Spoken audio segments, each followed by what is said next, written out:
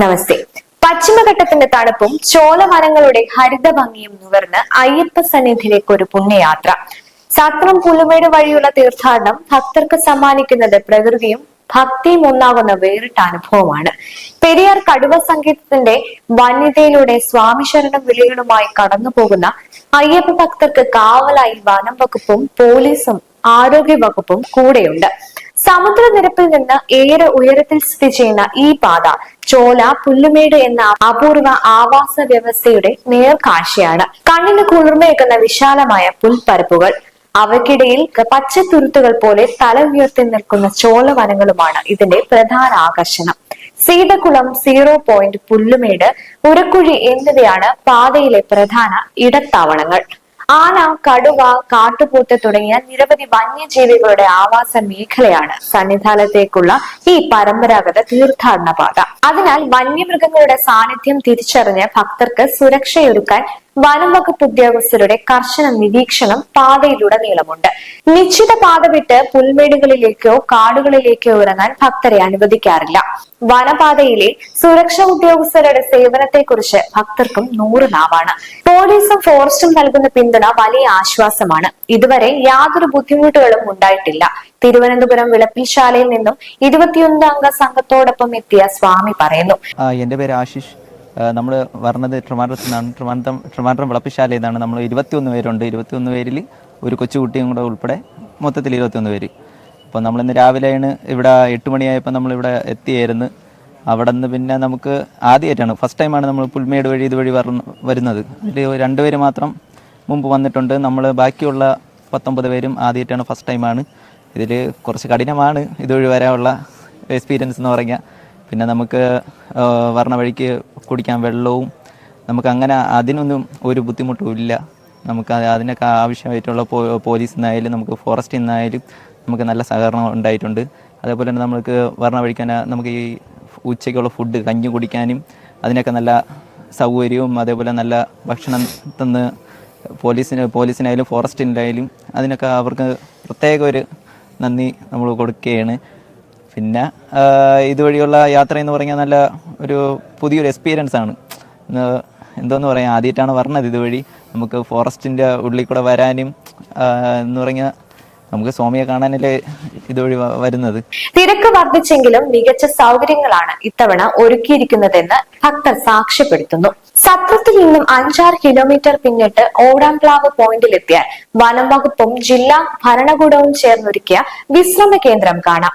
വിശപ്പകറ്റാൻ ചൂട് കഞ്ഞിയും പയറും അച്ചാറും ഇവിടെ സൗജന്യമായി ലഭിക്കും. കൂടാതെ ചായയും ലഘുഭക്ഷണവും കഴിച്ച് അല്പനേരം വിശ്രമിച്ച് യാത്ര തുടരുകയും ആകാം.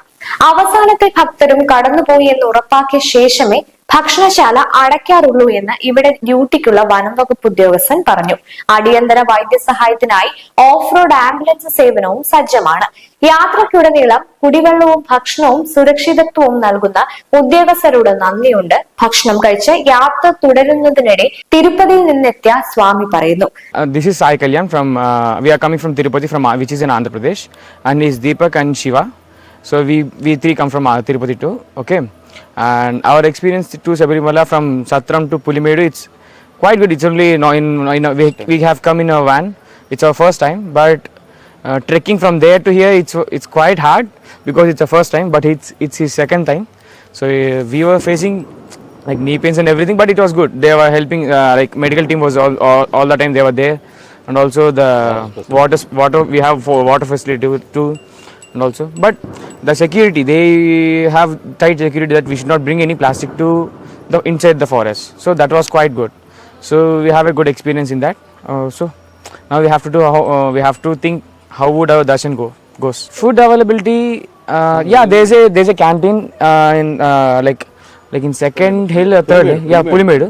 Yeah, there's a canteen, but so they were very kind to us. They were very kind and they were giving instructions each and every time that so we have to move fast. Like we can take rest each here and there, but it's not like we have to run on or anything. But they are being very kind. They were giving us instructions and everything. So in evenings we have to move fast, right? So that's fine. രാവിലെ 7 മുതൽ ഉച്ചയ്ക്ക് 12 വരെ മാത്രമേ ഭക്തരെ സത്രത്തിൽ നിന്നും കടത്തിവിടുകയുള്ളൂ. കാനന വിശുദ്ധി കാത്തു സൂക്ഷിക്കാൻ പ്ലാസ്റ്റിക് ഉൽപ്പന്നങ്ങൾക്ക് കർശന നിരോധനവും പരിശോധനയുമുണ്ട്. വൈകുന്നേരം 6 മണിക്ക് മുൻപായി ഭക്തർ സന്നിധാനത്തെത്തണം. ഇരുട്ടു വീണു കഴിഞ്ഞാൽ അയ്യപ്പ ഭക്തരെ സന്നിധാനത്തെത്തിക്കാൻ വനംവകുപ്പ് ഉദ്യോഗസ്ഥർ കൂടെ ഉണ്ടാകും. അവസാന പെട്രോളിംഗും നടത്തി സത്രത്തിലെ ചെക്ക് പോയിന്റിൽ നിന്നും കടത്തിവിട്ട ഭക്തരുടെ എണ്ണവും ടോക്കൺ നമ്പറുകളും ഒത്തുനോക്കി പാതയിൽ ആരും ഇല്ലെന്ന് ഉറപ്പാക്കിയ ശേഷമാണ് ഉദ്യോഗസ്ഥൻ ഡ്യൂട്ടി അവസാനിപ്പിക്കുന്നത്. കാനനപാതയുടെ വന്യ സൗന്ദര്യം ആസ്വദിച്ചുള്ള ഈ യാത്ര അയ്യപ്പ ഭക്തർക്ക് ആത്മീയ നിർവൃത്തിക്കൊപ്പം പ്രകൃതിയെ തൊട്ടറിയാനുള്ള അവസരം കൂടിയാണ്. തൃശ്ശൂർ ജില്ലയിലെ പഴയന്നൂർ എന്ന് പറഞ്ഞ സ്ഥലത്തു നിന്നാണ് വരുന്നത്. 5ാമത്തെ പ്രാവശ്യമാണ് ഞാൻ ഈ വഴി വരുന്നത്. നല്ല എക്സ്പീരിയൻസ് ആയിരുന്നു. കാലത്ത് കുറച്ച് മഴയുണ്ടായിരുന്നു, കയറുമ്പോൾ കുറച്ച് സ്ലിപ്പ് ഉണ്ടായിരുന്ന ഒഴിച്ച് ബാക്കി കുഴപ്പമൊന്നുമില്ല, സുഖമായ യാത്രയായിരുന്നു. എത്ര മണിക്കാണ് അവിടെ നിന്ന് സ്റ്റാർട്ട് ചെയ്തത്? ഞങ്ങൾ അവിടെ നിന്ന് ഒരു 10 മണിക്ക് സ്റ്റാർട്ട് ചെയ്തു. വല്ല വയസ്സായ ആൾക്കാരുണ്ടായിരുന്നു കുറച്ച് പേര്, അപ്പോൾ അവരിത് ഫ്രണ്ടിലെത്തി, ഇപ്പം എത്തി. കുഴപ്പമൊന്നുമില്ല, അല്ല അവർ നല്ല സഹകരണമാണ് എല്ലാം കൊണ്ടും ഇതുവരെ നല്ല സഹകരണമാണ്. ഇപ്രാവശ്യം കൂടുതൽ തിരക്കുണ്ട് ഈ വഴി. കഴിഞ്ഞ പ്രാവശ്യം ഒന്നും ഇത്ര ആൾക്കാർ ഇത് വഴി വന്നിട്ടുണ്ടായിരുന്നില്ല. ഇപ്രാവശ്യം നല്ലോണം ഭക്തജനങ്ങൾ ഈ വഴി കടന്നു വരുന്നുണ്ട്.